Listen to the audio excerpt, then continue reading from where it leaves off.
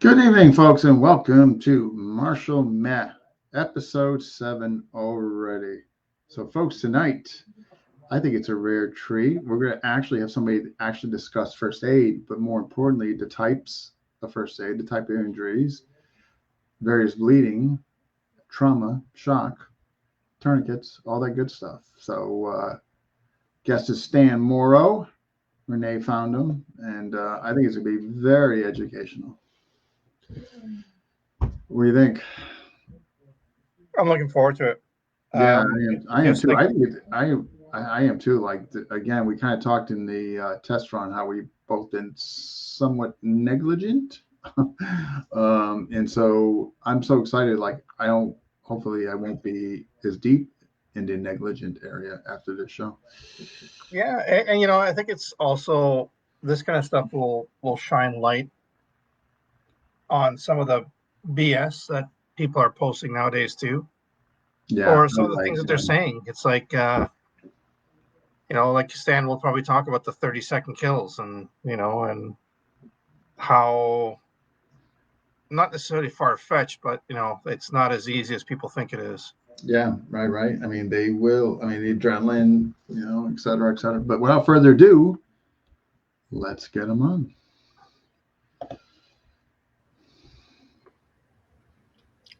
Hey there, how are you? All right. Hey, guys. So it was an interesting test run. A lot of comments and people watching and all that. So I don't know. Usually we kind of just try, just for the audience who perhaps maybe didn't see the test run, try to just get, I guess, martially speaking, your background. And my background's pretty straightforward. I've been a frontline medic in Ontario for 34 years. I've done critical care. I've done flight, and I do land. I just recently retired, and I'm enjoying the peaceful life. As for my martial art experience, I'm 14 years doing Pakiti. I enjoy it. I love the sticks and knives. I have been fortunate enough to do some of the Dog Brother gatherings and been educated and learned a few things there. So you got ranked as a dog too, right? Correct. I am a dog. Yeah. So I've been able to do a few things. Yeah, and you were also, if I can jump in there, like you were also at a lot of beat the craps as well. So yep, that was really awesome. Yeah, I've enjoyed it. It's been a good time. I've met a lot of great guys, and it's been a fun time. So did you actually have to put any of your skills to use at any of the gatherings? Yeah. Oh, okay. Most of it's minor. Thank God. I think there was only one that was actually bad enough where they had to go to the hospital. Like they had no choice but go to the hospital. Oh, okay. But most of the stuff is bumps and bruises, broken fingers. I've come home with broken fingers, and it's just part of the normal. So, you don't worry about those as much. So, like me and Renee are talking, maybe a good place to start before we get into it in the pictures that you sent me. I downloaded, so I have pictures to share when we get pending the topic area. But Renee was talking about this. I guess the misconceptions, is maybe a good place to start. And Renee, hopefully, will be back soon. So whatever you want to speak on as far as the misconceptions, he'll come back. He's just looks like it was just a glitch. So I think the first part about the misconceptions is that people have to understand this is not the movies. Like the old cowboy movie where you get shot once and you die. It doesn't happen that way. Mm-hmm. There's a lot of gunshot wounds and a lot of knife wounds that go hours and hours before even becoming critical.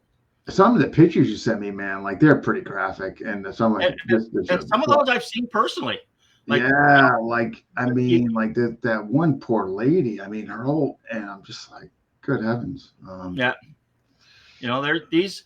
I've been fortunate. I've been down in Washington at some conferences, and there was a doc presenting down there of all these traumas and knife and gun club stuff.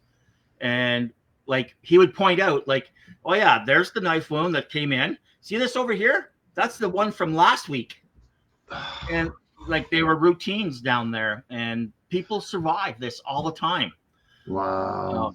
So it's all about the location. And I was just saying to you before we started up was location, location, location. If you know your anatomy and physiology, there's certain areas that do not have big blood vessels. Okay. And if they don't have big blood vessels, they don't bleed the same way. Right. And, you know, the misconception on how much blood people like lose in a wound or whatever.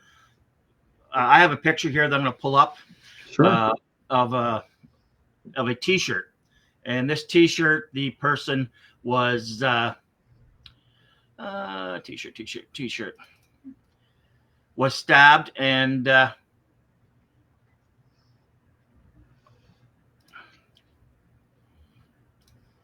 right, I should be able to click on this. Oh, and he's back. Oh no, that's yours. Yeah. Window. Yeah, I should be able to. Okay, let's see what comes up. Picture. Share. Let's see. No, nothing. Okay. System preference to allow screen recordings in Chrome. All right. I'm not sure what that was, but this picture is basically a T-shirt that's saturated in blood. And the big question is how much blood is actually there? And 1/3 of the T-shirt is just completely covered in blood. And everyone looks at it and goes, oh my God, that's too much. It's, you know, he's going to die. And when they mapped it all out, it was done as a test. When they mapped it all out, it was 250 mils. That's all. It looked like there was a bloodletting. Wow. And the 250 mils doesn't even get you past the first stage of shock. Wow, 250. Okay, all right. Yeah. So 1/3 of this shirt is completely covered in blood. Gotcha. And it works out to about 250 milliliters, about just smaller than a Coke can, about the size of a coffee cup full of blood. Jeez. And that, in the shock world, and in the what the orthopedic surgeons say and all this sort of stuff, you can lose up to 750 mils before it affects your body. 150 before you start like going 750. 750. Okay. Yeah, 3 times as much as what was in this shirt before you're physiologically affected. Wow. Now, there's a lot of people that, you know, oh, I got dizzy and they passed out, right? And the blood loss has been 50 cc's. Well, sorry to tell you, it wasn't from blood loss. You fainted. And that's why you passed out. And I've saw lots of that over the years. You know, there's all kinds of videos of people trying to put a tourniquet on, and they've lost very minimal blood, and you know you can see them; they're going to faint any second. It's not because of blood loss; it's the psychological shock. The psychological effect. Okay. Yeah. Okay. And they faint. And that's the cause. I have seen major wounds that have hardly bled, like a traumatic amputation. And I didn't have to tourniquet because your blood vessels are designed to retract. So when an artery gets cut, it pulls back into the muscles that it comes from, and the elasticity in the artery closes it up. Okay. Your adrenaline helps that. When you're in that fight or flight and all that adrenaline gets dumped, all your blood vessels get small for that reason. Gotcha. And, you know, they keep all the blood for your chest and your head, the major organs. So these wounds that you'd think would be, oh my God, well, they do very, very well, because you get them to the hospital within 30 minutes and everything's, you know, levels out. You get ahead of the problem. So 750 millimeter before you could even like an effect. So I guess what would be, you know, not the exact, I'm sure, but like where it presents shock. So at 750 mils, that's level 1. That's the first level of shock. Okay. Your heart rate doesn't change. It may go up a little bit. Your breathing doesn't change. Your level of consciousness doesn't change. Once you're over 750 to the liter mark, now you're starting into class 2 shock. Your heart rate goes up maybe 10 points, 20 points from normal. Okay. Your respiratory rate may go up 1 or 2 breaths per minute, and your skin may start to go cold and clammy. But that's a liter of blood. That's a lot of blood. That's a lot of blood. Yeah. Yeah. Yeah. Wow. Jeez.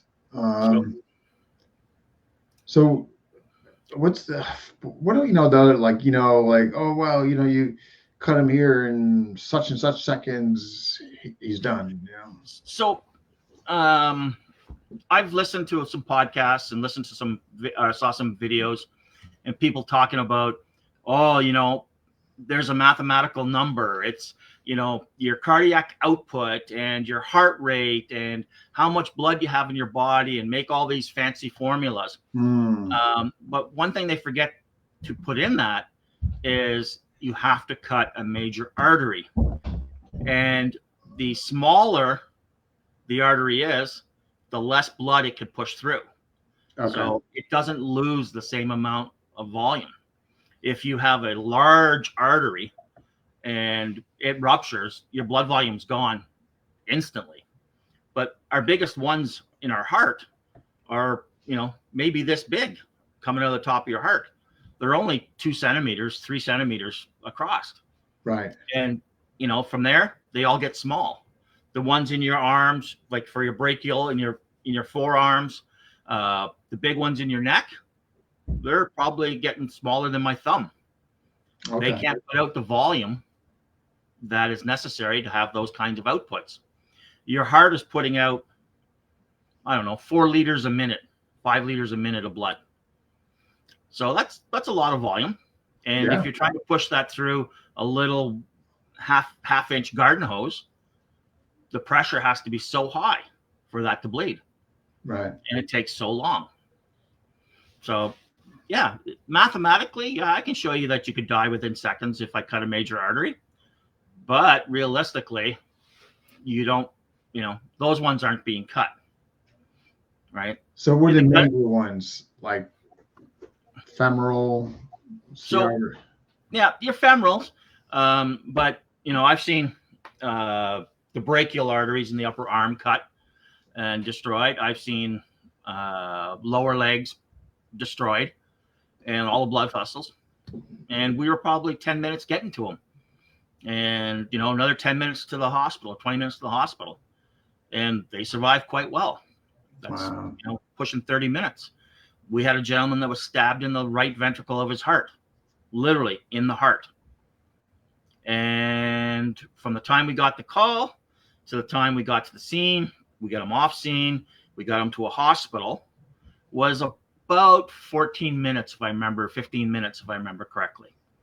His heart stopped when we got to the hospital. Took 15 minutes. 15 minutes, though.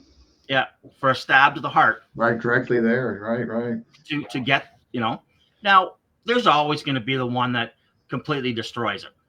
Like, major, huge, non-survivable wound. Yeah. Gunshots. Gunshot to the chest, probably 90% survivability. 90? Yeah, probably about 90. The gunshot wound to the heart, there's a whole different number. No, exactly. Okay. That's like, it's so small because the damage and the time it takes to repair it, the time to get it into the operating room, it's all against you. Yeah. And when you're only talking minutes. No, I mean, my gosh. Yeah. Got a question here. Yeah. Are these the exceptions, but not the rule? The patient never read the book. That's one of the philosophies we've used in the paramedicine for years. The patient never read the book. As for wounds and the ones I've seen and come across, there is a lot of stuff that doesn't even come close to the 30 seconds kills. Not even. I have seen a 12-year-old take a 12-gauge shotgun slug through the chest right here.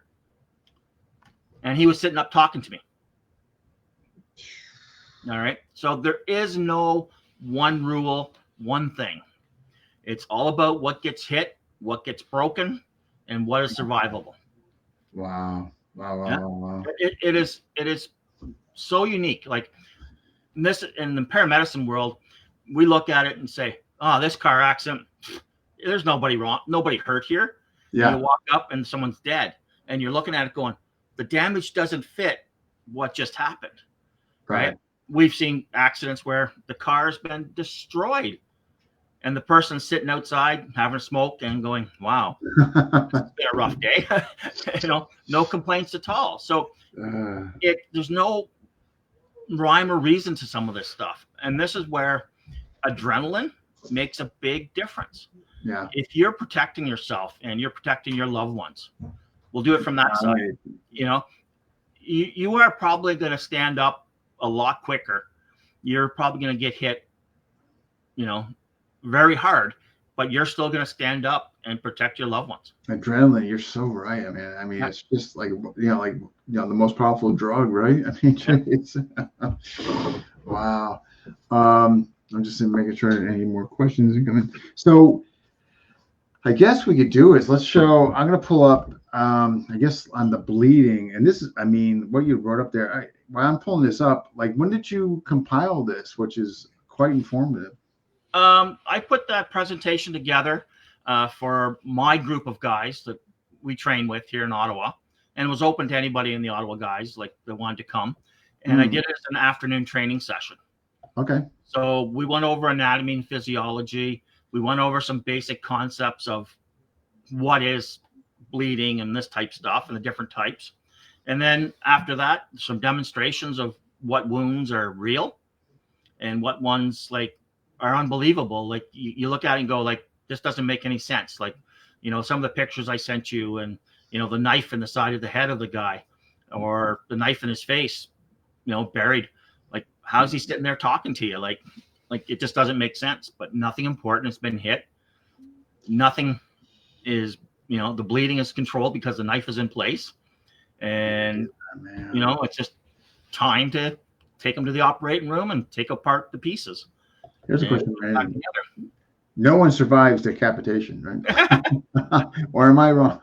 That's pretty true. I have seen some amputations, like legs and arms, and they survive very well. Wow. Decapitation's another thing. But I did see an 18-year-old kid that attempted suicide, put the knife here, cut across to here, and took out both jugulars and one carotid. And 3 weeks later, I was taking him home. Wow. I mean, yep. And lived. Yep. Like there's no rhyme or reason to some of this stuff.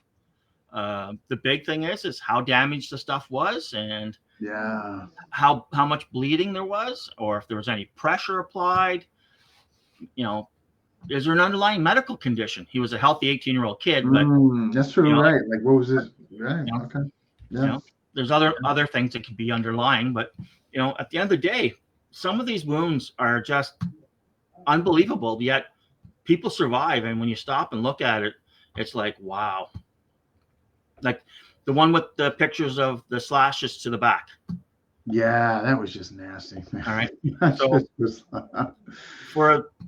for our audience, it basically was a gentleman, and he was cut in a box shape across his whole back. And did you notice how much bleeding there was? It didn't. It didn't look like a lot. No. Why? Because it looked so ugly though. It just was. There's no major vessels been hit. No major vessels. No. Yeah. Like there's, and there's no major vessels. If there's no major vessels, it's all little capillary bleeds, and they stop by themselves after.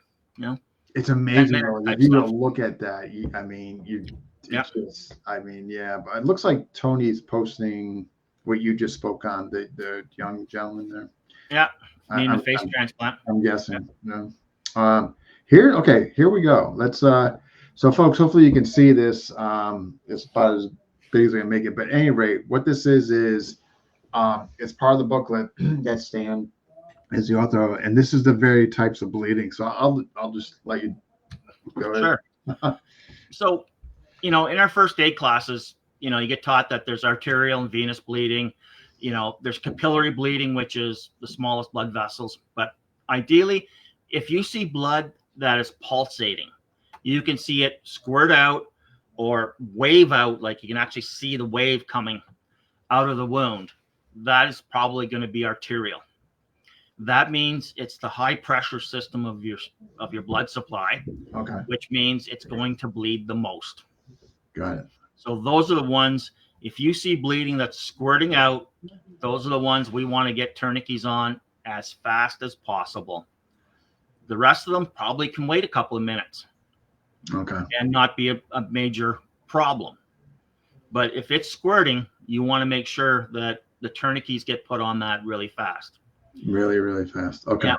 Venous bleeding is low pressure, and it's what's returning to the heart.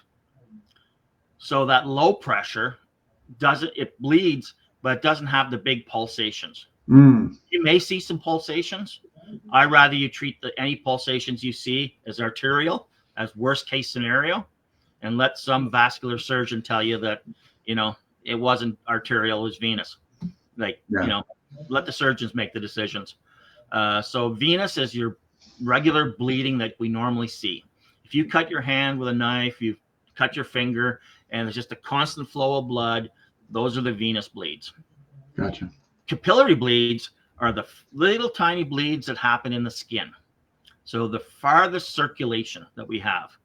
And those are, paper cuts type stuff. Oh, okay. All right. Okay. Little tiny cuts, not very deep, and they just constantly weep out.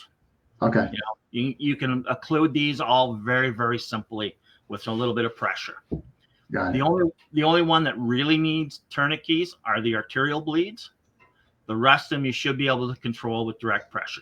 With direct pressure. Okay. Yeah. Okay. Wow. All right. So then. Now, one of the other things about arterial bleeds is if you cut an artery, there's a natural physiological result that the artery will retract back into the cut away from the wound. Okay. And it closes off. It's just a way of, because the arteries are so much muscle. It's all muscle around them. They dilate, they get big, they get small. And as soon as they're damaged, they just clamp up and pull back. Okay.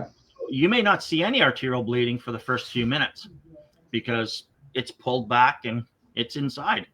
And they can go a long time with that. Artery. My arteries are so That's funny. I've been eating straight Crisco oil now for 20 years. I saved myself for the long term. Yeah. Oh my gosh. There's nothing coming out as a fountain. I mean, right there, that was incredibly informative. Like, all right, so if it's gushing, man, tourniquet. Yeah, if it's gushing, get a tourniquet on. Yeah. There's no harm in putting a tourniquet on early. Yeah, right. Better safe than sorry. Sure. Exactly. Let the paramedics, let the hospital decide if they want to keep it on. Gotcha. Us at the street level, treat for the worst thing possible.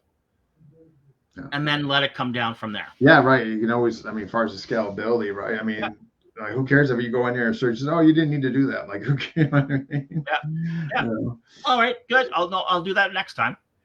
But yeah. Oh my God. So, I think he's back. Oh, we found him again? I think so. He is back. All right, I won't believe what we got here. Oh my gosh, what's is gonna God? Paper cuts are the worst. They are the worst. They are the worst, man. There's no doubt, Henrik. Those are freaking painful. And by the way, man, nice meeting you, Henrik. I'm not sure if we chatted before. Tony just posted loss of limb over life. That is so true. Like, save his life whatever way you have to. Yeah. The paper cut?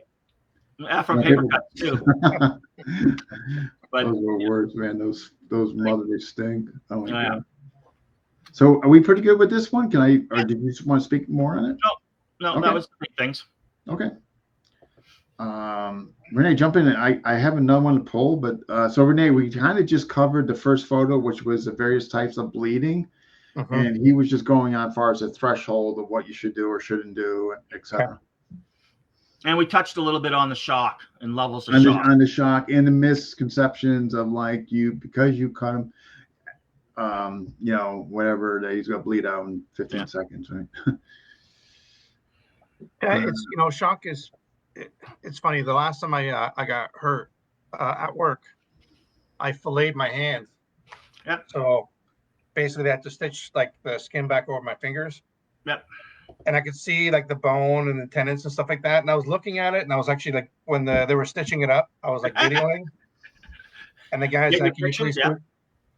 And it wasn't until everything was stitched up where I was safe that I actually started feeling like,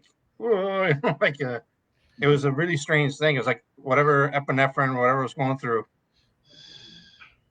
it didn't kick in until I was actually safe, which was weird for me. Okay.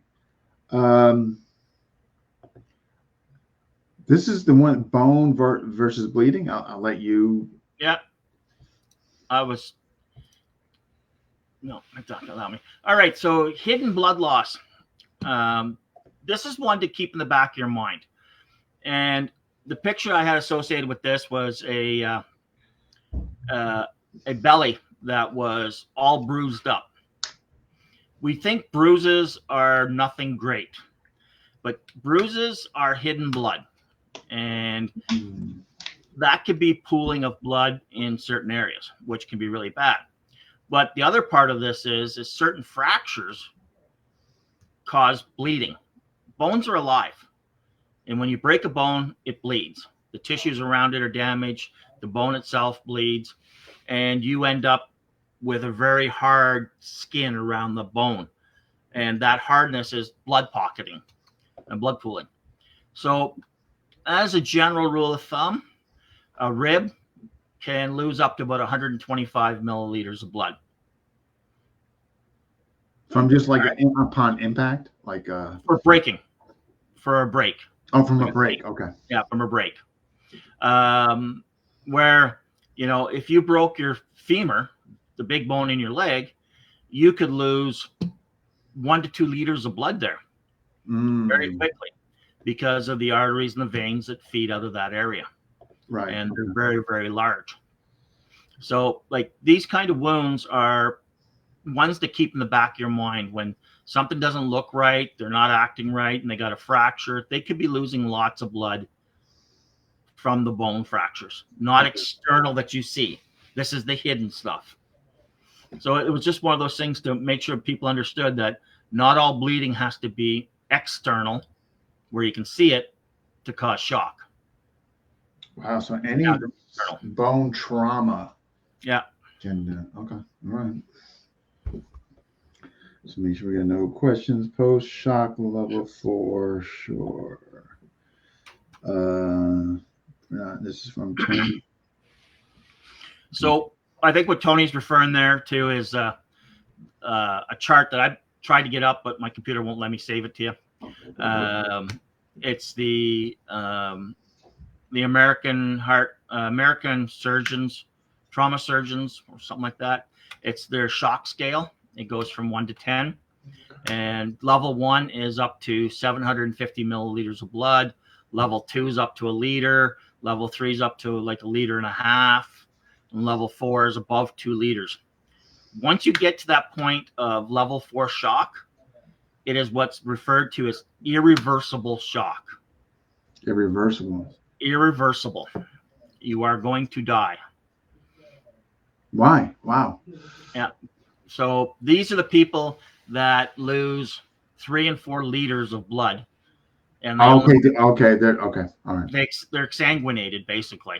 Gotcha. Now, don't get me wrong. There's always the exception to the rule.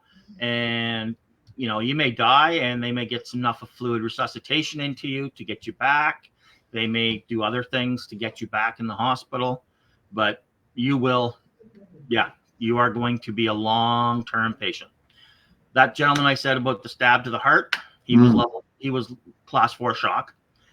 He arrested when we got to the hospital, and they did emergency surgery on him right in the emergency department.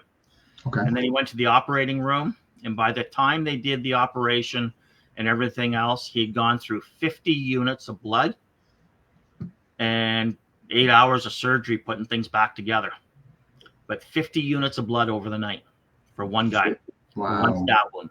When you say units, how many millimeters? That's 500, roughly 500 mils, between 350 and 500. Oh, so that's absolutely quite a lot. Okay. Yeah. They replaced his blood volume 3 times, 4 times type stuff. So that's like 30 liters. Yeah. I'm just gonna pull up another pic here, Renee. Yeah. You guys chat while I pull up this other pic. No. Yeah. I refuse. I'm afraid to move. Like if the Wi-Fi goes out of here again, like have one leg up. Oh my God. Really? That bad, huh? Oh. It just kicked out. Okay, so I'm pulling up. Just bear with me. You know what, Eric? That's a good point. What's Eric So- says, Deep Franco, maybe you should get checked out from the headbutt you received from Renee. let's expand on that. Shall we? This next pick will substantiate. Get out of here. There we go. I'm having some technical, right, but no longer. Okay, so here's what. So I added another pick, the one that you were just speaking on, which makes sense. And here it is. Okay. So, Eric, Yeah. I did not have any of those discoloration on my chest. Yeah. So, Dude, I've had those. Like I had a bruise like that for months. Yep. After my last gathering, my thigh was like that. And it was all the way around my leg. Yeah. See, that's the upside to what you do. Yeah. Or what you used to do is like, you can look at that and say, oh, I'm okay. Yeah. You know, or shit, I need to go to a hospital. Yeah. You know, like I remember one time from the top of my shoulder to my elbow, you couldn't see my tattoo. Yeah. It was black. And I was like, that'll be fine. Normally you are. Yeah. okay. But yeah, hidden blood loss like that, we've seen a lot in the motor vehicle accident world. You know, from seatbelt injuries, that's what we look for. Oh, no. Oh, I would never thought. Okay. Yeah, especially the lower belt, the head and chest stays open okay. because of the airbags. So Oh, the airbags. Yeah. Okay, here we got. Okay. Nasty little things too. You get all that dust on your face and your eyes when those things go off. Yeah. I heard. So that's the acute scale or the hemorrhage scale I was talking about. Okay. And you know, this gets into the whole concept of people that see blood and then all of a sudden they freak out. They're trying to put a tourniquet on and they pass out and this sort of stuff. They think they've lost so much blood. Realistically, no, they probably just fainted. Yeah, right. You were mentioning. Like right. back to the t-shirt analogy, you know, I did a demonstration. It was actually in school, I was teaching, and we took a third of the t-shirt and saturated in blood and asked the students how much blood was there. And we gave them choices, anything from like liters to 2 liters, like big numbers, and then the small number of 250 mils, and nobody picked it because they didn't think that was possible. And it was only 250 mils, a cup of blood, literally a cup of blood poured on a shirt. If you took a 1 liter bottle of pop on a white floor and dumped it all out and looked at the pile, that's where class 2, and class 2 shock starts. And in that category, you're basically just starting to see heart rate changes. You're just starting to see mental changes. You're just starting to see a little bit of respiratory changes. And we're not talking about passing out. We're talking about someone being anxious, like, not flopping around or like, I'm talking about people being really upset, really anxious more than anything else. And everything else is fine. Like, their blood pressure tends to stay pretty good, might go down a little bit, but the anxiety is keeping it up. That's all part of the fight or flight. It's, So would you agree then that with all the bullshit that we are being fed on a regular basis, that adds to the anxiety when people get injured? Oh yeah, because people look at it and go, "Oh my God, I'm bleeding. I got my arm cut. I'm gonna die. Yeah, I'm gonna die." That's the first thought, because what do we see in television? Person gets shot in the arm. Yeah. There is no reason for someone to die from a gunshot wound to the arm. It's pretty negligence if you can't take care of yourself from a gunshot wound to the arm, right? It's pretty negligence, and you're not going to die within seconds. Like, there's lots of documented cases of, just people having wounds. Like, I've seen gunshot wounds to the head, and the guy walked into a merge. Like, gunshot wound through and through the leg.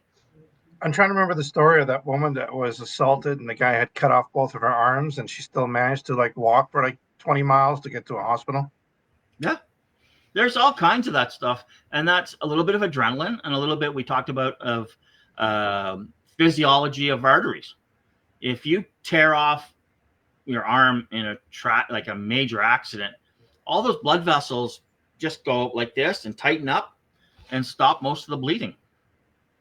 And you can survive a long time. So if you see a war movie and you see this guy's arm and you're just seeing this, that's obviously a bunch It's going to happen. It can happen. But realistically, it's going to be, it doesn't happen like that. And you have time to get it controlled. There's a lot of time to get it controlled. And it's about the mentality that you bring forward into it. I guess Tony was shot in the head one time. I was wheeled in after getting shot in the head. I could have walked. Oh, man. Yep. That's what happens. Wow. That's, I just remember some of the pictures. There were, like we were talking about that pretty graphic. I think one guy had a knife, right below his nostril. Yep. Just like, God. So to give you an idea how often that happens, my son just started on the ambulance service here outside of Ottawa in a rural area. Okay. And they actually had a guy was stabbed in the back, a drug deal that didn't go so well. And, he got stabbed in the back. The guy stabbed him hard enough to put a 6-inch knife right to the hilt between his shoulder blades. Ooh. And it was all my son could do to keep him on the stretcher. Because he didn't want to be on the bed. He wanted to get up. So, and with the 6 inches in between the shoulders. Yeah. So with the whole thing, when you got some of these, I'm not going to mention the systems. Well, if you go through the back, you'll hit the lung and et cetera, et cetera. Yeah. Okay.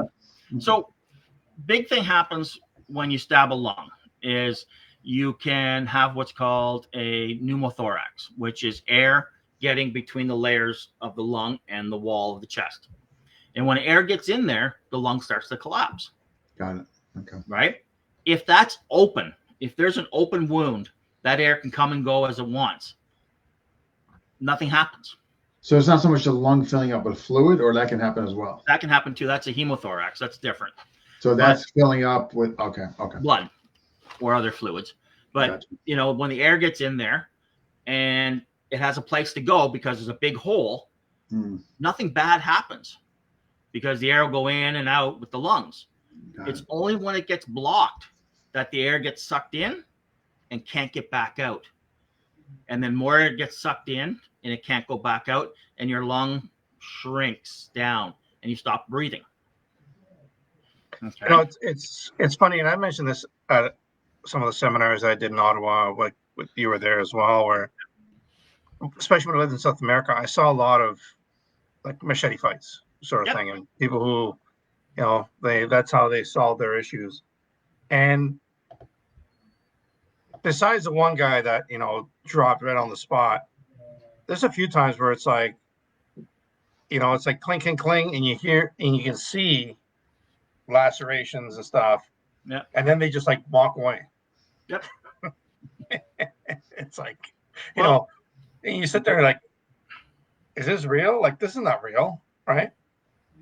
there was a video floating around about a machete fight, and the guy, you know, they're fighting away, and all of a sudden the guy gets up and runs away, and you know, his weapon got pulled out of him, like got knocked out of his hand or whatever, and he ran away, and then about 10 seconds later he walks back in and picks up his hand off that was floating and around. walks away like, Yeah. wait, you know, he just had his hand cut off, yet he's walking and talking, and you know, you don't see massive blood trails flowing around him. And yeah, it's crazy, and I guess it depends on the countries as well. But like the one that really stuck with me, and the one that I saw was where a guy, he took a shot off the machete off his face, and it kind of got stuck in his clavicle. Mm-hmm. And the guy who got hit took his machete and basically buried it, like he buried it right through. Yeah. And then just walked away. Like the other guy dropped. Like I don't think he was with us anymore at that point. But it blew my mind that, you know, that actually happened in front of me. And number two is that this guy lived through that. You know, it's like, do you think a shot that close to the neck, there'd be like, you know, like fountains and whatnot, but there wasn't.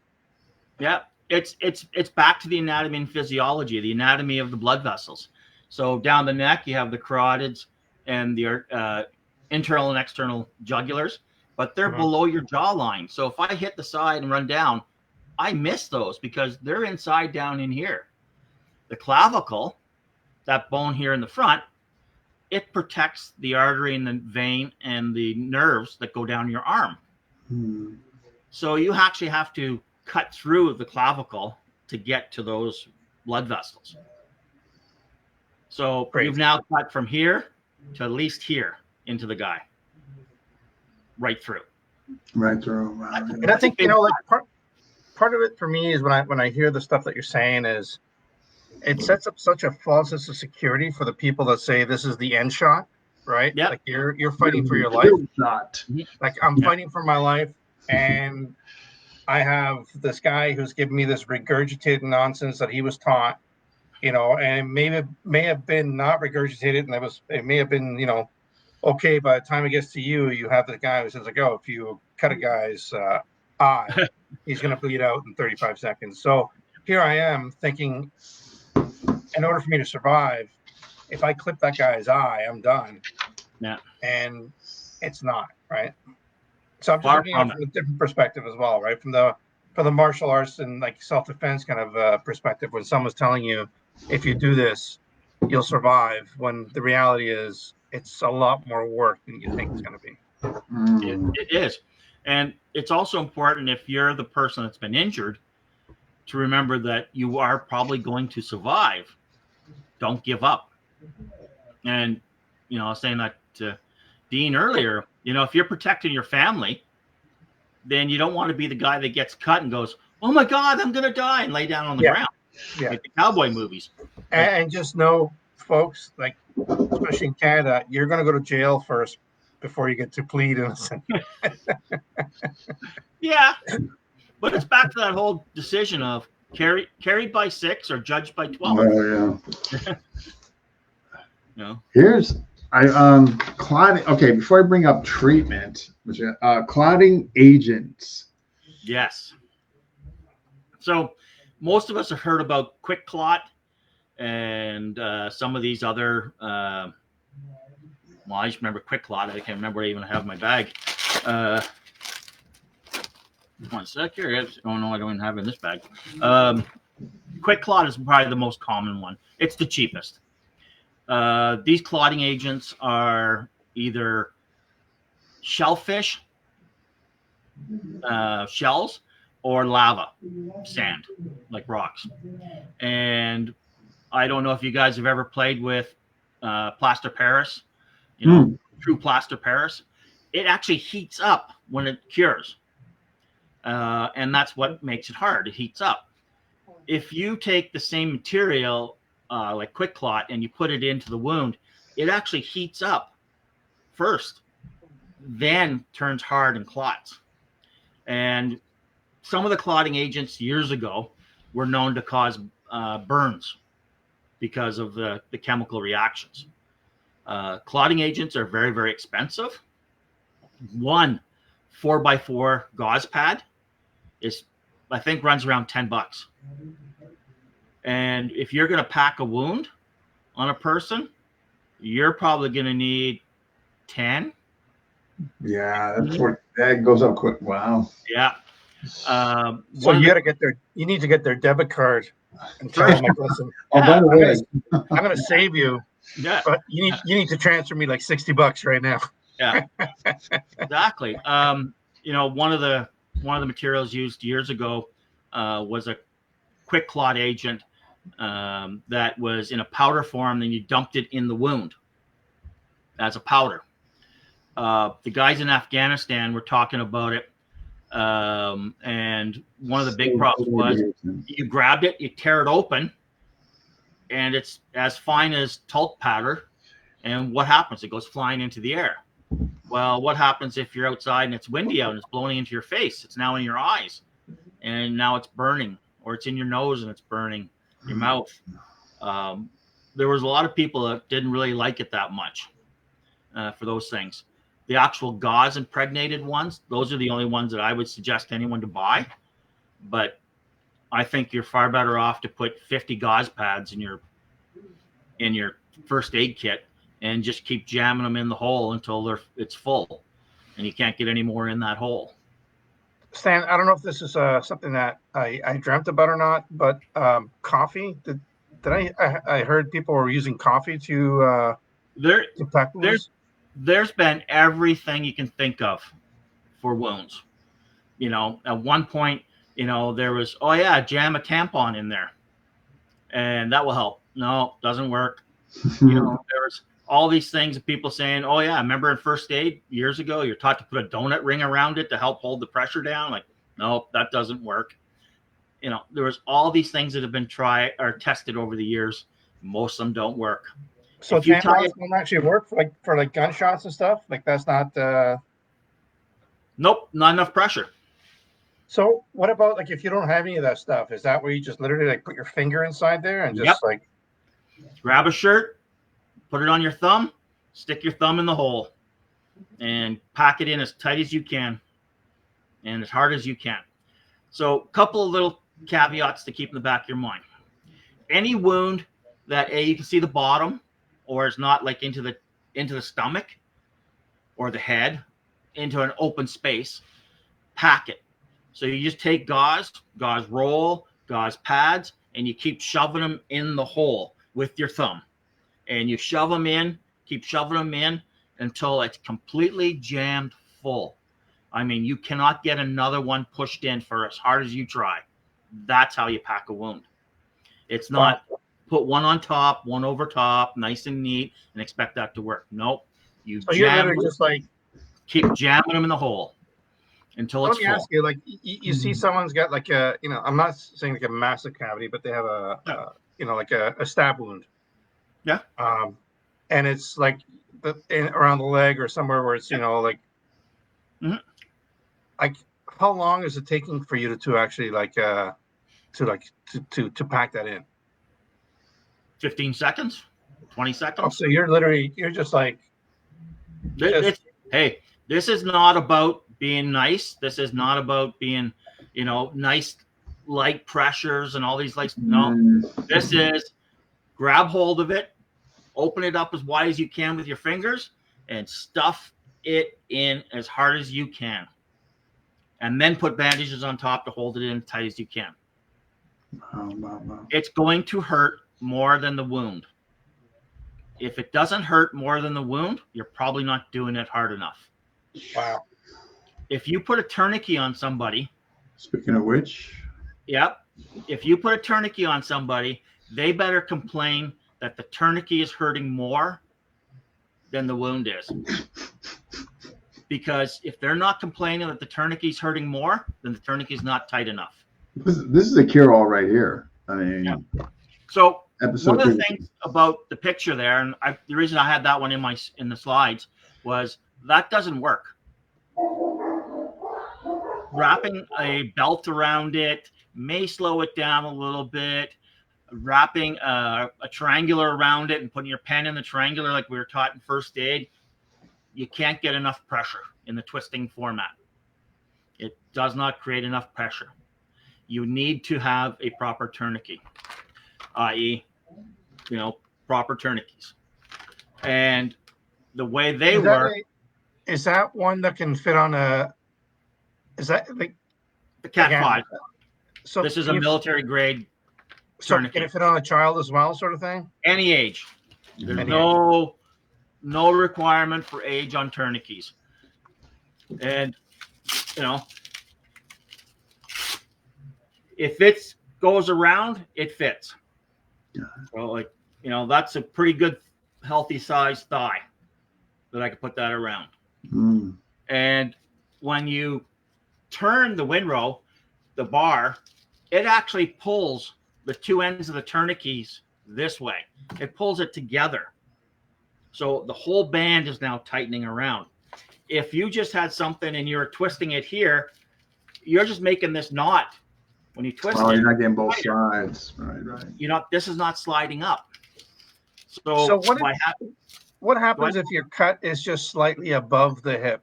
That's you're bleeding out fast. Do you tourniquet that as well, or are you just packing the shit out of it? You're going to pack it out. Pack it as tight as you can and direct pressure.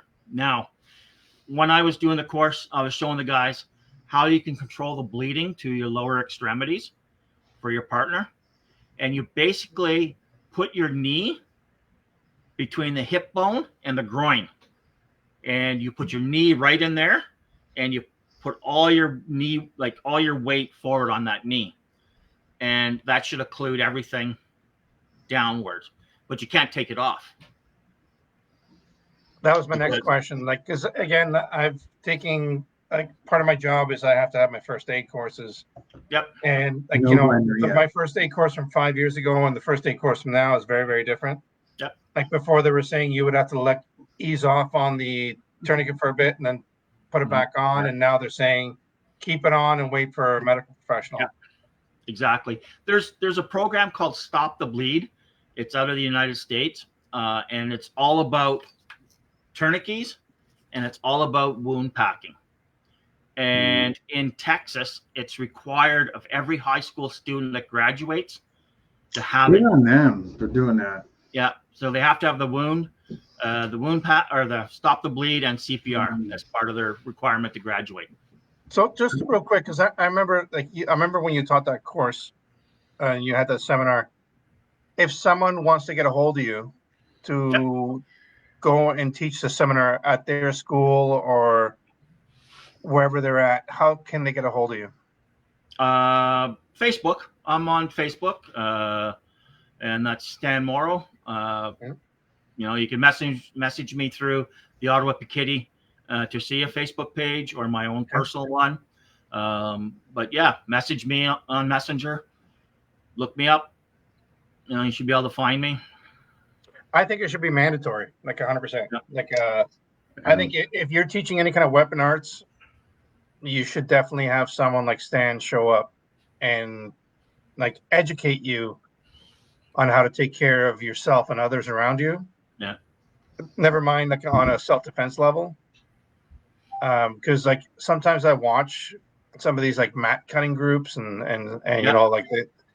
and I'm surprised no one's lost a fucking arm. Yeah. Or a leg. When they're cutting the big swords and they're cutting downwards like those big 45 cuts. I don't know if you ever seen it. I remember I had a kukri and I cut across, and this guy grabbed the kukri and did the same thing, and you can see his wrist buckle, and the cut was all wavy, and that knife got away from him, and he stopped it before I hit him. He hit himself with it, but it's That could have been one of those trips to the hospital, mini stitches, right? Yep. Or worse. And like for me also, the reason I want people to learn stuff like this is so you have a designated trauma person that's in your class. Because there's nothing worse than having 10 guys jump in who want to be the hero and everybody's saying that, I got gatherings when you were taking care of people when they got hurt. I would tell people, fuck off and go sit over there while Stan does his work, because you don't need more than, one person there unless you ask me for it. Yeah.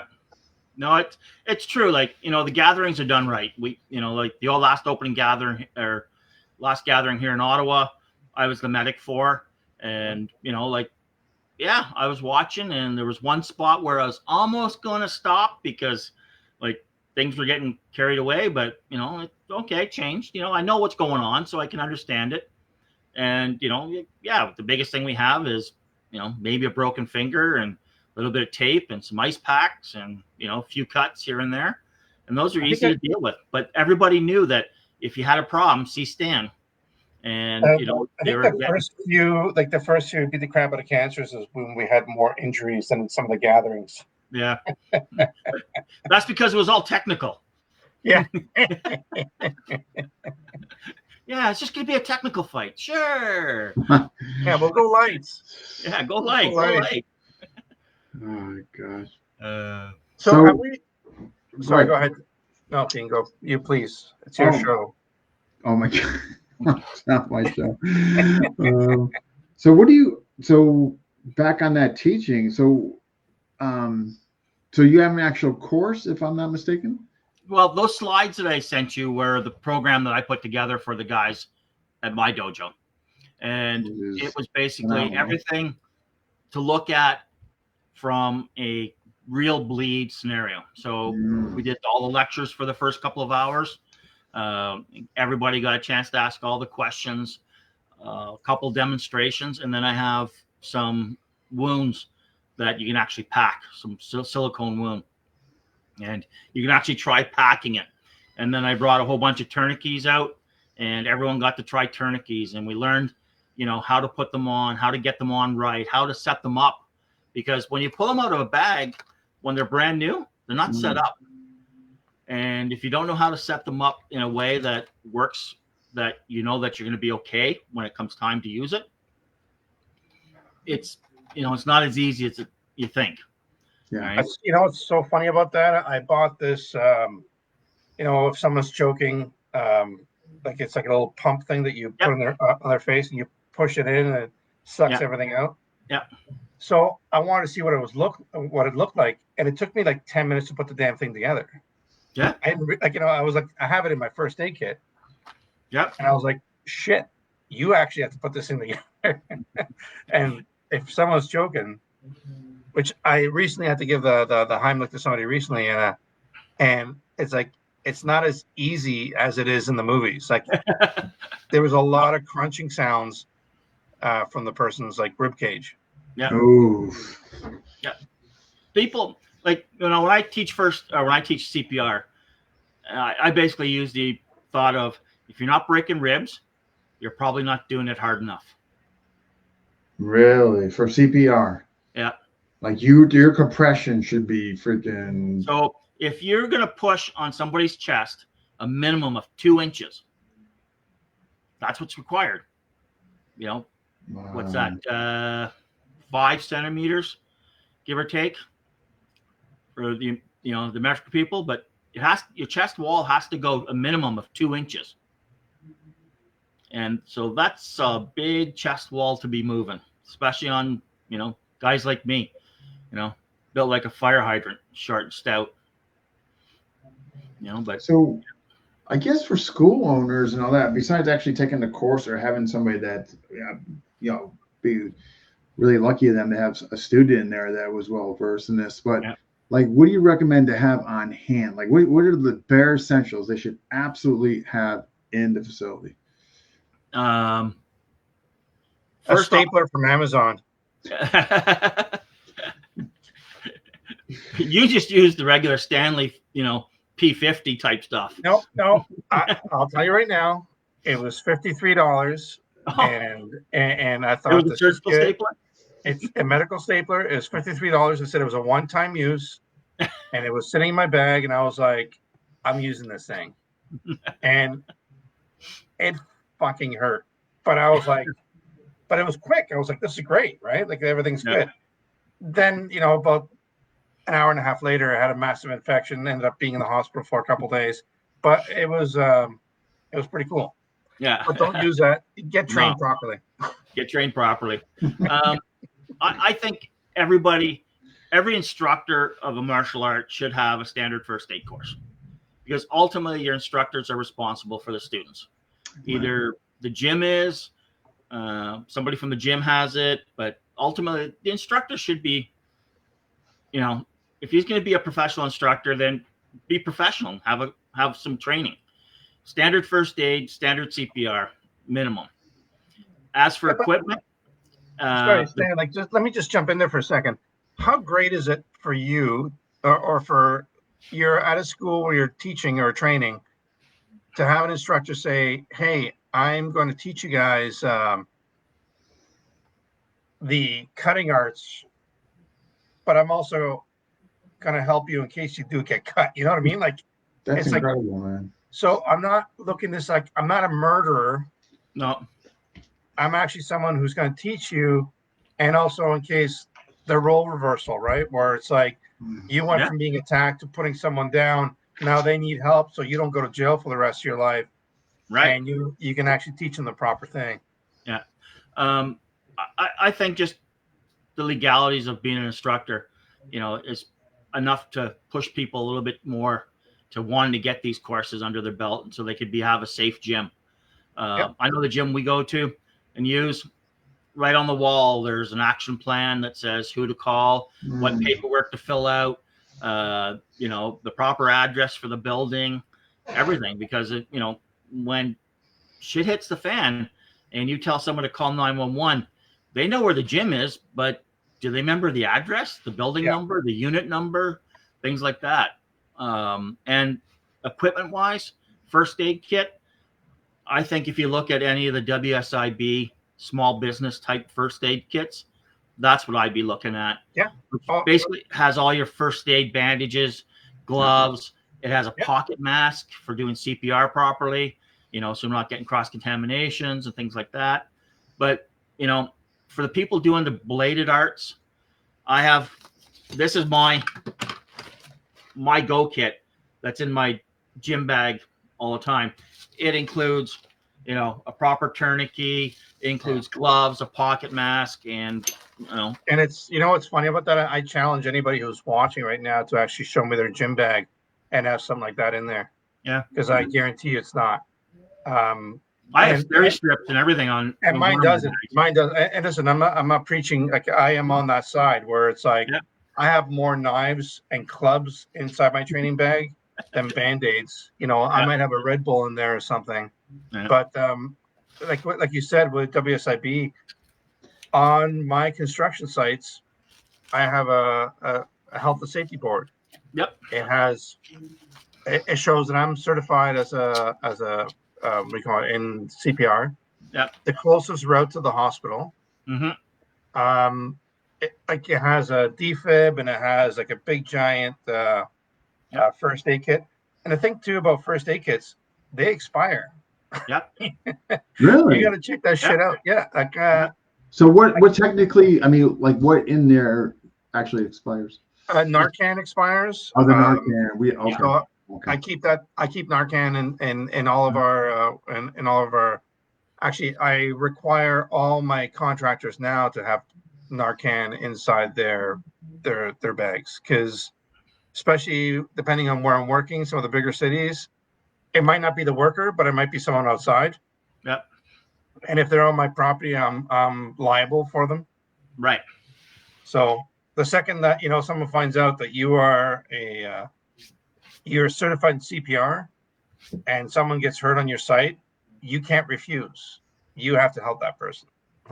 So again, I might be wrong, but that's just what I was told. And again, as in my training. So the legalities of having to help somebody in Canada, we have the Good Samaritan Act. And the Good Samaritan Act says you must do the best of your abilities with the equipment you have. All right. For me as a paramedic, that was a big important thing because I may have a skill set that's way up here, but I only have standard first aid equipment. So they can't hold me to this level. They can't hold me to that higher level. They can only hold me to my first aid level. And, then we get into the moral things of do you have to treat or this kind of stuff. But, that's another thing. But yeah, stuff that expires in the first aid kit, Dean, is the sterility of your gauze, dressings. And okay. At the end of the day, in the old first aid world, everything was, we had to tear open the envelope just perfectly, hold the corner, lay it down perfectly. No, the real world, you tear open 4 or 5, you grab them whole, and you put them down. Because the first thing they're going to do at the hospital for anybody with a major wound is 1 gram of Anceft, which is an antibiotic. It's just part of the routine trauma packages that everybody gets. Okay. And, any of the cuts, that type stuff, next thing they're getting is a tetanus shot if it's due. So yeah, try and do things cleanly, but at the end of the day, my gauze that I use for packing wounds isn't sterile gauze. It's just plain old gauze. You can buy a pack of 50 in an envelope, 1 envelope, and it's great. You just put that in your first aid kit. And if I need it, I just pop it open. I reach in, start grabbing gauze and start putting it in the hole. I'm not worried about, being clean. That's long-term problems. I'm just trying to deal with the short-term problem. Same as if you were in first aid, you were taught, you put all these dressings on, you do all this sort of stuff. And then the first thing the paramedic does when he arrives is he pulls out these and he starts cutting it all off because he has to see it. Yes, right. Okay. So why am I doing all that? Yeah. I might as well just put a big dressing over top and just hold it on there until the paramedics get there, because then he's going to take it off and look. Right? How'd you know that? Dean's tourniquet had an orange ball attached to it. I'm not sure what that's all about. I know that, but what I'm wondering is how'd you know that? Like, I don't know. It was like, what's that for? And I asked, what's that for? And he's like, the GIMP. And I was like, what? Oh my goodness, never a dull moment. So like, what's the worst injury you've seen in a training camp or martial arts class? In the martial arts classes, the worst one I saw was a Taekwondo school. This was on the road as a paramedic, and this young lad, he was doing a kick, and he had his leg planted a little too hard. His foot stayed in place, and his whole body turned 180 degrees. And, we get there, and he's laying on the ground with his foot up on a first aid kit, and the coach is beside him, and, they've made way for everybody to come in, and this kid is laying there going, wow, this really sucks. I bet you I'm going to be out of training for a couple of days now. And I'm thinking, you're going to be out for probably the rest of the year, maybe. 180. Oh my God. That was probably the worst one I saw in training. The other one that's right up there for severity was one of the gatherings at 2 on Phil's, an Achilles tendon rupture. And it got pulled right out completely. Who was that? One of Michelle's students. Oh, yeah. Yeah. You know what's funny? I just got out of the elevator when that happened. Oh, yeah? Yeah, it was real early in the day. Like, yeah, because I remember I walked over and I was like, what size T-shirt are you? The guy's like first gathering and his wife's going to kill him. Oh, that's awesome. Yeah. Oh, yeah. So, that's really crazy. I was actually, my daughter had her birthday party at a climbing gym. So we got everybody out there. We're not there 30 seconds. And this girl dislocated her elbow. Ooh. And I didn't know what to do. And neither did the staff. Like, I got some cold compresses and I put on her forehead. And I was like, yeah, you're great. You're doing great. Everything's fine. The ambulance is on its way. Yep. And I'm like, you're very brave. Yep. And I'm trying to just swallow my vomit because of the Yeah. so fucked up. But yeah, she ended up with like 2 pins in her elbow, and she's got a cast on for like 6 months. Yeah. It was really messed up. And like this is like a birthday party, so no more climbing gyms for the birthday parties. Yeah. They're very far and few between. I found the most I've ever gone to is the gymnastics studios for the little kids playing gymnastics. And it's always been an instructor demoing something, never a student. Never the what, dude? kids. Sorry, this is just going to pop in my head, but you need to set up some sort of course for parents. Like, not just, like there's CPR courses for parents and everything else. Yeah. But, the amount of times I go to a playground, I see people getting hurt or kids getting hurt, and the parents go into absolute fucking panic. Meltdown. Yeah. If they spoke with you or went through something that you did, it wouldn't happen. Like we wouldn't have to worry about that. So you need to set something like that up, man. We did so many calls for parents, and everyone thinks the baby's gonna die because I dropped him on the floor, and it's like poor mom is just devastated and crying, and the baby is just scared. Once you pick the baby up and you snuggle him a bit, he's all of a sudden happy, and you spend most of the time just dealing with mom trying to get her calmed down. That's gotta be soaked, man, for the poor mother, though. Oh my god. Oh yeah, and it's always the same thing, right? Rolled off the changing table. I turned my back to grab a new diaper, and like those were the common. Rolled off the sofa, and did the common. This was. Hey, listen, I've been to a couple self-defense seminars where a guy was talking about how you should cut through seatbelts. Yep. And I almost want to say the guy's name. But anyways, he grabbed his Spyderco out of his pocket. He's like, this is the way you grab the seatbelt. And he cut through the webbing of his thumb.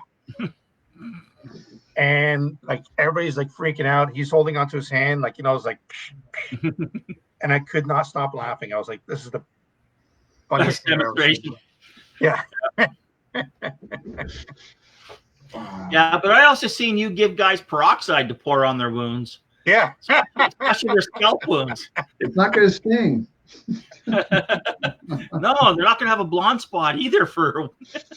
Yeah, but the best part is I was videotaping this for. Oh my god, how evil is that? Okay, wait, can you just hold on 1 second? Okay.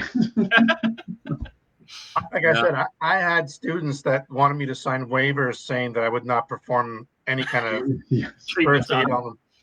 But God, who was it? Was it Roger when he took the MySock to the face where her head split open?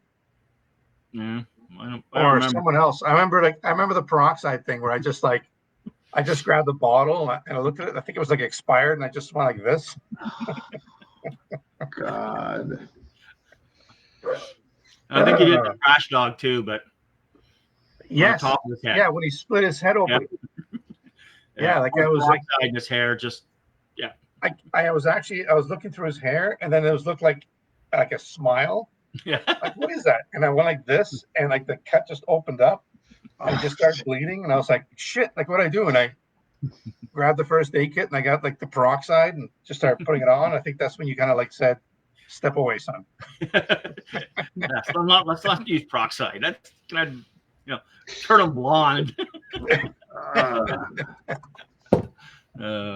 So what do you got planned for? You're retired now, so what do you got kicking? Or not that you need to have, not that you need to do anything, but what do you got? Oh no, I've got into the thing of making knives.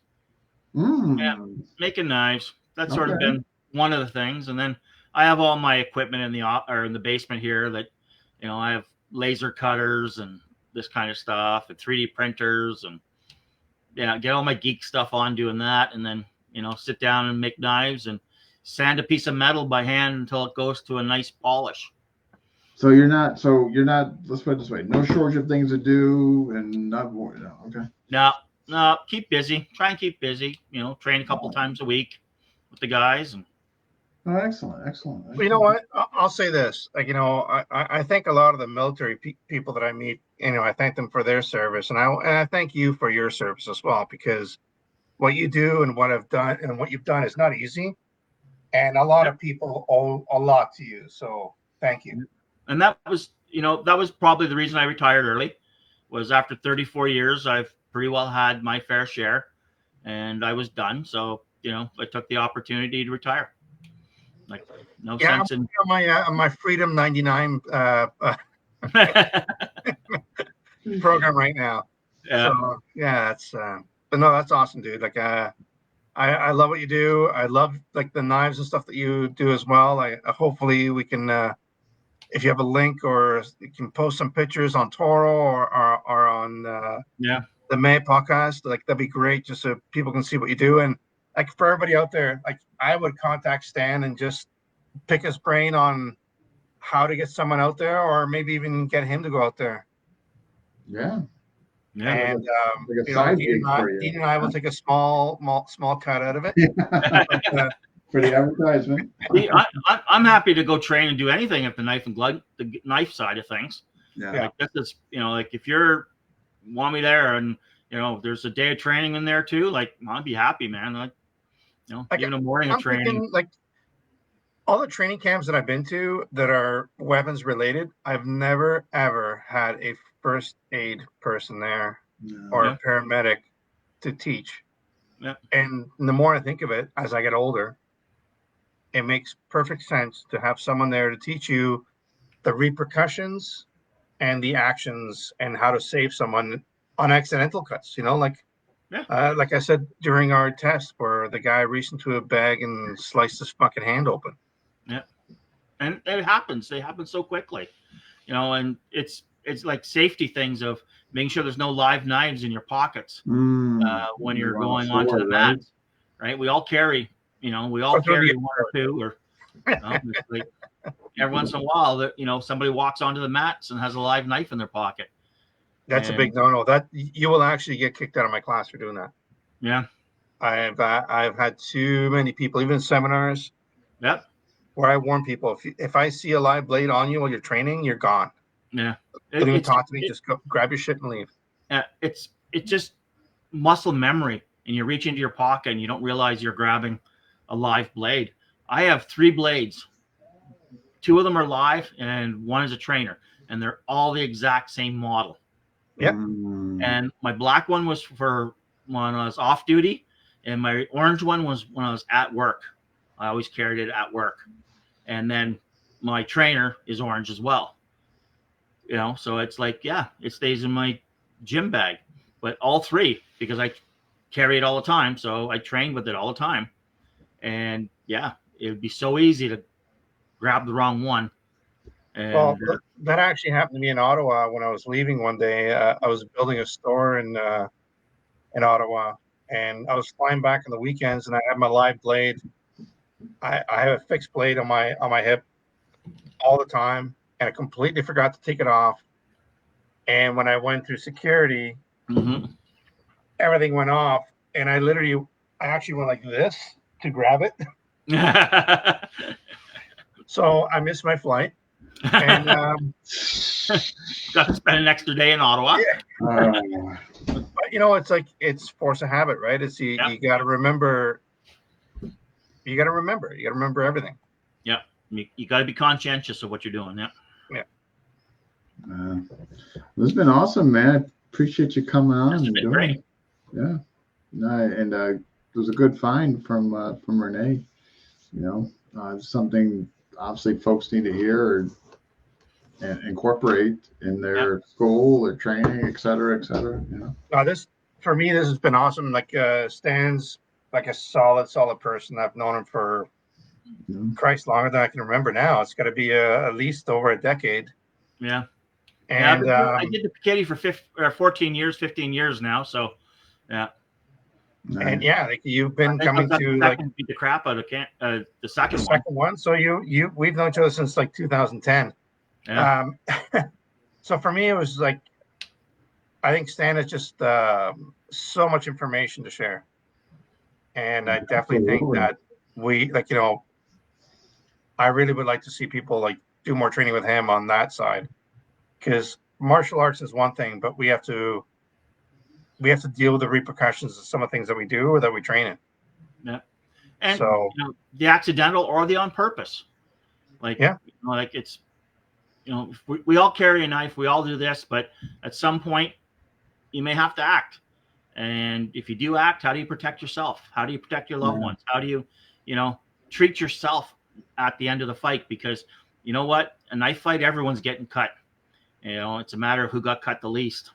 Yeah, and that's also the funny thing too, is I find is that people have this like romantic idea that they're going to get into some sort of knife fight. Like you're either going to get, it's murder, like stabbed, or you just had the luck to see someone else pull a knife before they pull it. Yeah. And then it goes from there. It's like when Dean came to Toronto, he was like, he just wanted to stab me, like, for no reason. I was just being cool in my house. I was like, dude, like, do you want a non-alcoholic beer or something? Like, you want to just like hang out?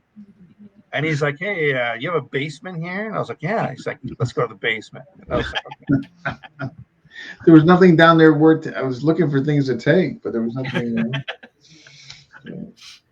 Crazy. But Stan, it's awesome to see you again, man. It was great being here, guys. Yeah, you take care of yourself, man, and hopefully one day if I get back up there, to Toronto, we can meet. When are you back up here, Renee? When are you gonna come back? Funny enough, so I'm leaving Vancouver tomorrow at some godless hour. So I'm leaving at 6. So I got to be there at the airport at 4. But I've been asked to maybe go to Ottawa for a few days. All right. So it all depends whether my wife allows you is okay with that or not. And also we're going on vacation soon. So important stuff. Family's important, buddy. Yeah, works. It is what it is, man. Like I said, I'm going to retire when I'm 99. I'm really looking forward to it. Yeah. Awesome. All right, sir. Take care. Right. Thank you, guys. Okay. Have a good one. You too. Bye. And that wraps up episode 7. Who is next? Got a couple ideas. Those talk, I swear to God. Man, plenty on here. So really, we can go. There's a few directions we can go. I honestly think we should go see if we can get Eric and Arlen on. Yeah, if you want to see if those two want to come on next Wednesday, let me know. That'd be pretty cool. They're pretty I crazy. got a good JKD guy, actually my teacher from years back. Who's that? Chris Smith. But what's really interesting is he's got Vunak lineage, he's got Bastillo lineage, and he's got like Vunak, like 1980s sort of lineage, or late, early, not before things went south. Yeah. Things went south? Yeah. So, but the nice thing about having him on is he would be able to give like some compare and contrast, like between like what Bastillo really emphasized, what Vunak emphasized, and he's also was under Hartzell. So he's got those three lenses. So honestly, Larry was such a cool fucking person. No. So I thought Did you ever meet Larry at all, or? Oh yeah. Oh yeah. When Ron used to bring him to Connecticut. Oh yeah. No. There was a few times. Yeah. Like a gentle giant, right? Like. No. He was just like a cool head. Definitely. But yeah, and Bastillo too. In fact, I could have been ranked certified under Bastillo, but I turned it down. Perhaps wasn't my smartest, but did it but I think it'd be neat to get him on because again, like he'd give like kind of the three like what he felt he got from each, how they were different, what they kind of emphasized, etc., as far as their methodology or range or focus. So I thought that'd be kind of neat, But whatever, if you want, if you can get those guys on next week, I mean, you know, I kind of like to expose the healing arts with what we do as well, and like the reality sort of thing, right? yeah, definitely, yeah. Let me know about it. I mean, like if they can't come on, just let me know, and I can definitely secure someone else. Yeah, next week. So I'm like I said, I'm going to be in Florida next week, so it's going to be Oh, I guess should be fine. Hopefully, I can. so yeah, but I mean, are you going to be able to even when you're down there? Yeah, I'm doing it from Disneyland. Oh my God, you're not gonna want to be there. They're gonna drive you nuts down there. Oh my God, the people. I hate crowds, and my wife set this thing up. I'm I yeah. went there one year with them, and I'm telling you, I actually had to go take a naps because the sensory overload with everything, it wiped me out. Like it just wiped me out. I'm telling you. Thank you for letting me know that. You're really helping me out with I that. just want to prepare you. Yeah, So it was my just too wife got much. me a shirt for what's it called for Disney. Disney, right? This is I'm telling grumpy. you. Some people were probably fine with it. It was just too much for me. Just I was good for a few hours, but she knows this. She knows like when okay, it's time for him to check out. Because otherwise, who knows what's gonna happen. They're hurting, healing, and harmony. Yeah, if you can get somebody You for know, that. for those who are watching and for those who will be watching later, I think it'd be great to get some feedback from you guys as well. I think right now, like I absolutely love what we're doing. Like I love the fact that we're just kind of hanging out and just having conversations with people. But Mm, like, who do you want to see on? I'm still harassing Eric Paulson right now because he said he wanted to be on the show, so I'm gonna just keep harassing him. yeah, Um, but it'd be nice to see like to know who else you guys want to have on absolutely. because we had the Adam who for me that could be another entire show again as well. Um, Mhm. I, I think it's funny the more I think about it, everybody who we've had on so far, and it's been how many 5 shows, 6 shows, This is seventh, I have to say. so 7. Like everybody's been on so far, we could do another show easily. Yeah, there was enough like subject matter if we wanted to go do like a part two or something. But I mean, I have such a list of like interesting topics and subject matters now that we're not in any particular lane. Like, I mean, Darcy and the training goals from Badger. I mean, Eric Paulson, if you get him, the JKB Darcy, instructor I mentioned, Darcy, just like Darcy, I have Darcy here. Steve Grody said he would. it's just like even like survival, like basic survival. There's a few people that I know that do, like they teach people what to put into a bug out bag. Mm, That would actually be a pretty cool thing as well. Is like, what do I actually put into a bug out bag? Like, and not in a Hollywood bug out bag, but something that I would actually be able to use. yes. So you're going to be in Disney next week. How long are you there for? So actually, I leave on the 7th and I come back on the 14th. So, oh, so wait, you won't be there next week then? No, it's I don't even You know will what be day of the there. week it is You right will now. be there the following. Next week is the 5th. You'll be there the following week. So I'm there from the 7th to the 14th. All right, you'll be so the 12th. I mean, depending on what you want to do or not do, we could. But the 5th. So then we're good with the 5th then. Yeah, we should be Yeah. fine. Okay. All right. So the 12th will kind of be, depending on. What you could do is here's what you do. If you're like me, where you have to check out because it's just too much far as just sensory overload. Hey, I'm jumping on with Dean for the interview. Yeah. There's your checkout right there. So Rahel has she has like a gauge for when I've just had enough. Yeah. And she told me, it's like, when I see you staring at people, is when I know that it's time for you. Yeah. She's really good. I mean, Tracy just knows. Like, now, mind you, I'm not targeting people like somebody I know wearing a blue shirt right now and all that. But I definitely get to my point. Like, I cannot be around these crowds anymore. I cannot stand in line with these people anymore. I cannot listen to this noise anymore. Like, I just can't. That's a great question, man. Like, as I get older, I realize I don't like being in noisy rooms. Like, it actually gives me like a weird anxiety. Is that the same for you? I had it when I was young. Like, what's so funny? I remember like how you went through something when you're younger, but you didn't know why. Like, and then it dawns upon you.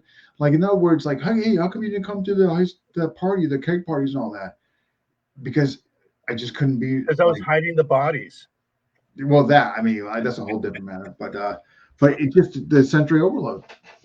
So I had it when I had it when I was a teenager. See, like, I used to like do security, like I was a roadie, all like the crazy stuff. And then I got to the point where when I settled down, I didn't want to go to pubs. I didn't want to go to anything else. And even now, like if the odd chance my wife and I will go to a concert, she says I go into protective mode where I'm just like, I hate it. I fucking hate it. I can't stand being around people. It's I know. It's too, like, I can honestly say now it's more the noise and the people and just all that. Back then, it was like when I was younger, it was 100% freaking anxiety. Like, it was just anxiety at full tilt. Now I don't have that as much anymore, just because of years of doing martial arts and being comfortable. Now it's just noise and just people just running around. Yeah, for me, it's like I love this. For me, this is like my dude time where I get to hang out with other dudes and just like chat. But I've also noticed that I don't like talking to people. Like if I'm at the range and I'm like doing my thing and the guy comes up to me because he wants to talk to me, I'll just like tell him like, I don't want to talk to you. What if a particular guy came up to you and was giving you advice and like what you should do? I'll never get that story. Well, then I got an email from the range saying that I was being too aggressive and I can't refer to people by saying go fuck yourself and get away from me. But that's a whole different story. It's So when do you get out of there? When you're leaving tomorrow morning? Yeah, so I was actually supposed to fly out tonight. And I got an email and they said that there's some, I'm trying to remember the actual term they used. There's been a malfunction. They said there was my flight had an operational recovery. That's a new one. What the hell? And when I called them, I was like, "What does that mean?" They're like, "Oh, it's operational an operational recovery." I'm like, "What does that mean?" Recovered the plane, and now it's like we just had a plane flip over the other day, right? While it was landing. Yeah, I know. Operational recovery, huh? And they're like, "Oh, so your flight's leaving at 6 a.m. instead of 11 o'clock at night." It's like, so that means I have to get a hotel for the night. Yeah, not only that, you're gonna have to get up at like 3 or 4 in the morning. I mean, correct. Yeah. Where you leave at night, you could just kind of crash on the plane while you're going. Oh, that stinks. Like my idea was to like I'll pack all my shit, I'll throw it in the bag, and I'll go to the hotel and I'll sit there.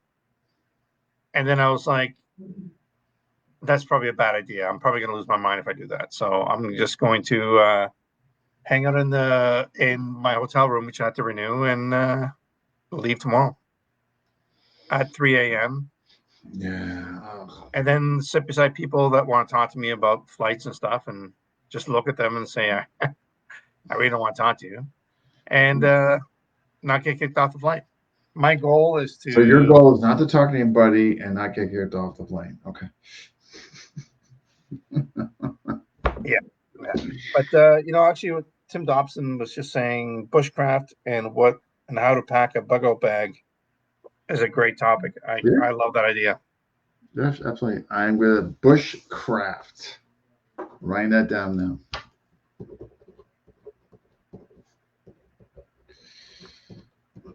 Awesome. All right. Well, I got to split. But hey, have a safe trip back. And yeah, just let me know about those guys. But again, no shortage of people to pull for next week. So, yeah. Absolutely. And I really like how we're not, it's not just FMA. Like we're just picking people who have knowledge that we can use. Yeah, I'm just like so relaxed with this. Like, I don't care who watches. I don't care if they like it. I don't care if they sign up for the channel. Like, I just don't care. That's the beauty. Like, after 5 years of FMA discussion, I was like trying to for the charity runs, trying to get like that. Like, I'm just done, man. Like, this is gonna be like who I want to talk to, what I want to talk about, and I don't care if you watch. I don't care if you like it. I'll say this: in the last couple of weeks, yeah, I have commented on more like videos lately than ever, just because of the garbage that people like. That dude whose video I sent you, he was like talking about like, stopping and hitting people when they're swinging at you and all that stuff. The guy was like 7,000 pounds, and he's fighting diabetes, but he's telling people how they should protect themselves. And again, I don't really give a fuck if he gets offended by what I'm saying, but you're teaching people how to get really hurt. And what I loved in the background, it says, battle tested, street ready. Like, where do you find a belt like that size? Like, like. I think, like, yeah, shut up. I know you're. Yeah, I know. I tell you, it's every day in FMA discussion. And then I watched this video with Burton Richardson, and he's just doing like a real cool, like, pairing drill. Double pond 2 and 3 beat drills. And I was like, that's real. He's coming out with that. He's constantly reinventing himself, but what's coming down the pipeline is that program. So among other things, but yeah, I thought that was a well done video. It is. How old is Burton now? Oh gosh, I believe he is 63. I believe. Yeah, I think so. 63. I think I hope and pray that at 63, if I'm lucky enough to make it there, that I can move like that. Yeah, I mean, but again, he's got private surgery. I mean, so he's always kind of doing something. I mean, he's got people that come to the house during the week for private, so he's always kind of moving and there. And yeah, but we're also talking with someone who's openly spoken about some of the health issues he's had, and I know people that have none of those issues who are my age, who can't walk up a set of stairs without gasping for air. No, for sure, no. Yeah, no, I mean, and he obviously, besides what he had going on, I mean, he lives a healthy lifestyle. So, yeah, but yeah, I thought that was a well done video. For empty hand and interaction, I thought that the range was, because a lot of the stuff you're saying, I mean, right off the bat, the range is just, et cetera, et cetera. Speed was good, range was good. Yeah, all the above. No, well, timing was excellent. And then that's why I posted it. And then I see this other buffoon, and I'm going to call him that because that's what he, like, the way he acts and the arrogance, talking about stick fighting, which is something I'm passionate about. And anyway, I mean, this is why, like, I tell you, it's like this is such a breath of fresh air. Like, I'll wake up, man, and there's no exaggeration. You see, because when I made you moderator, I'll wake up in the morning and there's like 30 approvals. And so I go through them. Half of them are not even FM. Well, I shouldn't say half. That's exaggerating. I would say a quarter to a third are not even FM related. There's also weapon stuff coming in there. And I said to put them in the other group, not this one, because we're just getting so much stuff coming in here. And so I'm wasting like a half hour every morning, like doing this when I've made messages for folks like what they can post, what they shouldn't post, and it just like they just don't. It just doesn't matter. Like they just don't. So what I'm gonna start doing is I'm just gonna start removing people, and I don't like doing that. I don't like being that way. But man, I've made 3 posts. Please keep your posts FMA CLOT related, or if you can tie into FMA or CLOT by what you're doing, fine. They're not even half this. They're not even doing that. They just don't care. Honestly, like I had to like unsubscribe for a bit there because I was getting like same thing, like 200 emails a day. I'm telling you. And then the messages, then the notifications, and then the approvals. I'm telling you, like my first hour a day is just like going through like just like crap. It's just like, and then you have to look at some of the stuff these guys are putting in. And I gotta stop there because then I don't want to go down the negative trail. I will. They suck.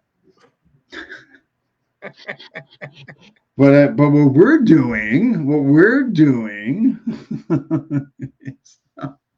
Yes. is Renee is correct. That's oh my god. Who wrote that? I can't imagine. I had to leave. Hey Glenn, where are you from? I'm telling. I don't blame you, Glenn. Glenn, I'm not even upset. Like 4 years, like 3 years ago, this would have bothered me. I don't even blame you now. I would leave too. Where's Glenn from?